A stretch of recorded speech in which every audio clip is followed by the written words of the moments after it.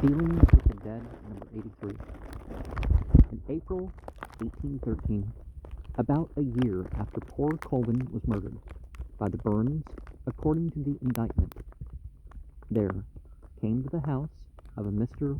Polhamus in Dover, Monmouth County, New Jersey, a wandering man who was a stranger, and Mr. Polhamus was a good man, and took him in. He was hungry, and he fed him. He was ragged, if not absolutely naked, and he clothed him. He was a man of mean appearance, rapid utterance, and disordered understanding. He was a harmless withal, perfectly tractable, capable of light service, and grateful for kindness. In the family of Mr. Polhamus, this poor vagrant had continued to the very time when the Burns were convicted of the murder of Russell Colvin. Not far from Dover lies the town of Shrewsbury, near Long Branch, the Bahia of the Philadelphians. There dwelt in Shrewsbury in the year 1819 Mr. Tabor Chadwick, the brother-in-law of Mr. Polhamus, and familiarly acquainted with the domestic affairs of his relative. He also was a man of kind and generous feelings. He had accidentally read in the New York Evening Post, a paper which he rarely met with, the account of the conviction of the Burns for the murder of Colvin. The notice in the Rutland Herald he had never seen. He was firmly persuaded that the stranger who arrived at the house of his brother-in-law some 6 years before was Russell Colvin. What reasons he had for this conviction the reader will gather from a perusal of the following letter which appeared in the Evening Post. Shrewsbury, Monmouth, New Jersey, December 6, 1819. To the editor of the New York Evening Post, Sir, having read in your paper of November 26th last of the conviction and sentence of Stephen and Jesse Burns of Manchester, Vermont, charged with the murder of Russell Colvin, and from the facts which have fallen within my own knowledge, and not knowing what facts may have been disclosed on their trial, and wishing to serve the cause of humanity, I would state as follows, which may be relied on. Some years past, I think between 5 and 10, a stranger made his appearance in this county, and upon being inquired of, said his name was Russell Colvin, which name he answers to at this time. That he came from Manchester, Vermont. He appeared to be in a state of mental derangement, but at times gave considerable account of himself, his connections, acquaintances, and so on. He mentions the name of Clarissa, Rufus, and so on. Among his relations, he has mentioned the Burns above, Jesse as judge, I think, and so on and so on. He is a man of rather small in stature, round-favored, speaks very fast, and has 2 scars on his head, and appears to be between 30 and 40 years of age. There is no doubt but that he came from Vermont, from the mention that he has made of a number of places and persons there, and probably is the person supposed to have been murdered. He is now living here, but so completely insane as not to be able to give a satisfactory account of himself. But the connections of Russell Colvin might know by seeing him. If you think proper to give this a place in your columns, it may possibly lead to a discovery that may save the lives of innocent men. If so, you will have the pleasure, as well as myself, of having served the cause of humanity. If you give this an insertion in your paper, pray be so good as to request the different editors of newspapers in New York and Vermont to give it a place in theirs. I am, sir, with sentiments of regard, and yours, and so on. Tabor Chadwick. To render a certain part of this letter intelligible to the reader, it is proper to state that Clarissa and Rufus, as it appeared from the evidence, were the names of Colvin's children, and that the judge was a title, or sobriquet, frequently bestowed upon Jesse by Stephen. Upon the arrival of a printed copy of Mr. Chadwick's letter in Manchester, it produced little or no effect. Very few of the inhabitants gave any credit to the story, and it might have been very reasonably supposed that St. Thomas had begotten a large majority of the population.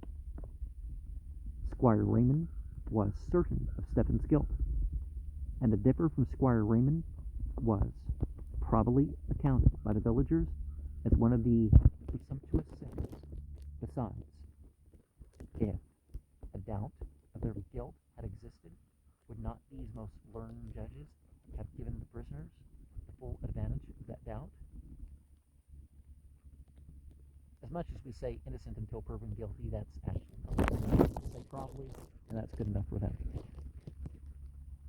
How little the good people of Manchester imagined that upon the trial of the Burns, the well-established rules of evidence had been outrageously violated, and a great fundamental principle of criminal jurisprudence shamefully disregarded by the court.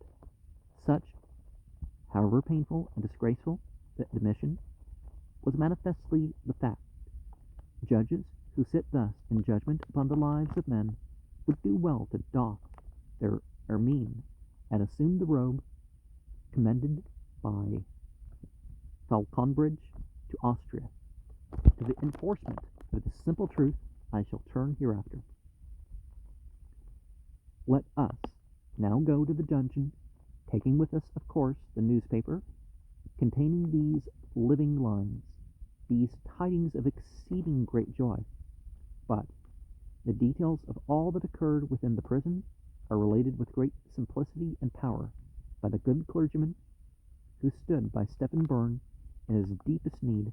Let Mr. Haynes himself describe in a few words the effect of this communication upon the prisoner.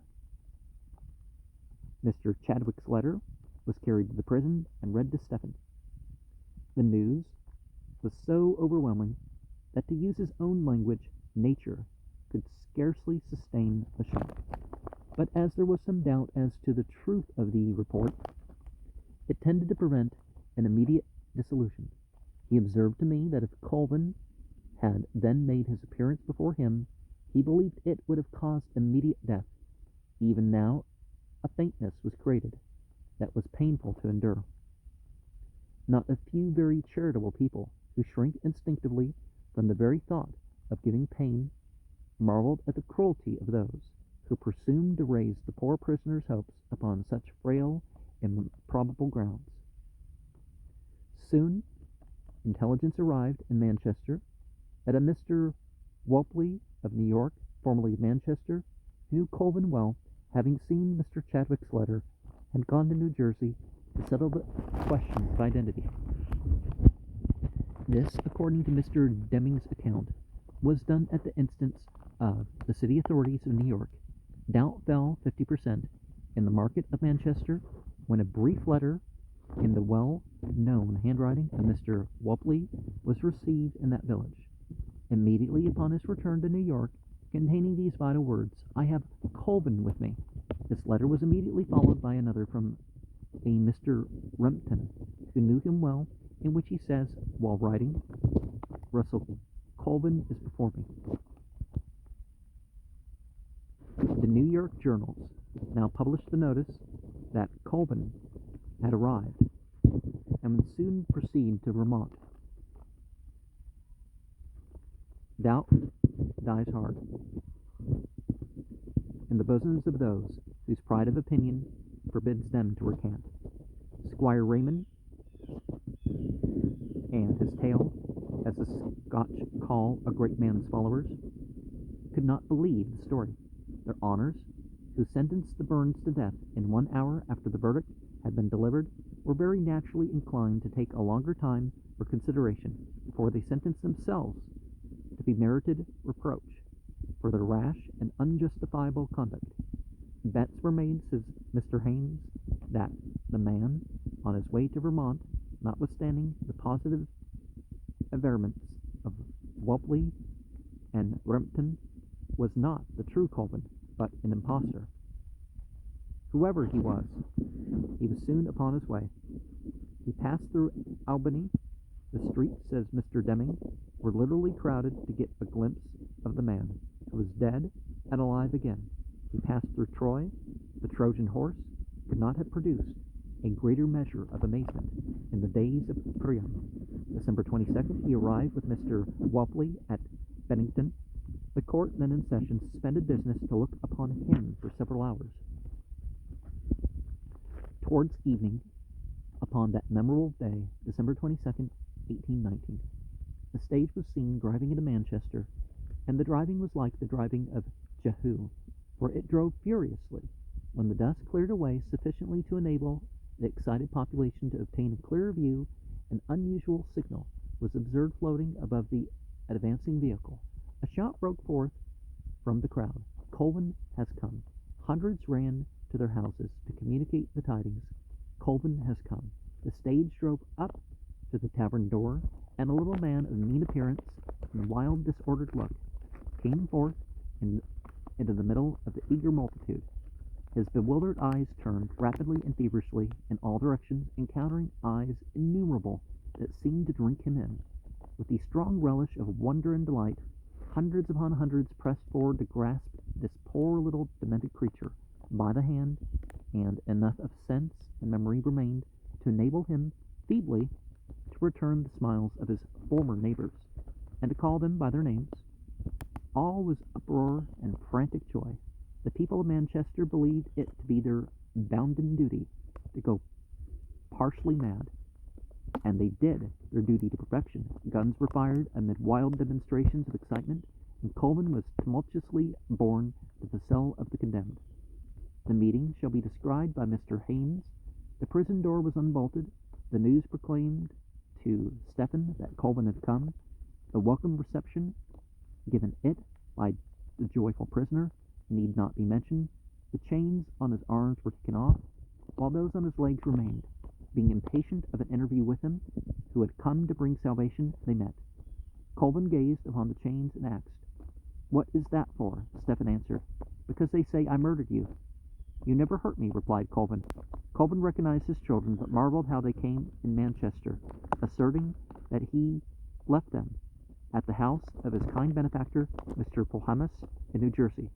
Of his wife who came to see him, he took little notice, asserting that she did not belong to him. There may have been enough of method in his madness to enable him to appreciate correctly the value of his marital relation.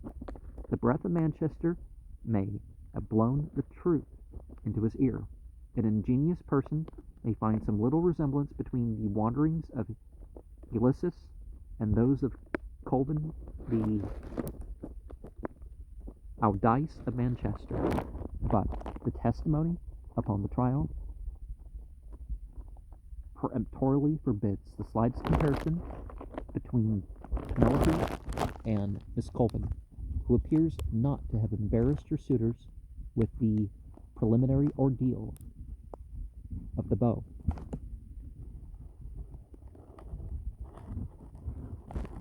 There is an admirable painting in the Boston Athenaeum by Neagle of Patrick Leon, the blacksmith, who was long imprisoned in Philadelphia for the robbery of a bank, of which crime he was perfectly innocent, as it finally appeared to the entire satisfaction of the government, by whom he was consequently discharged.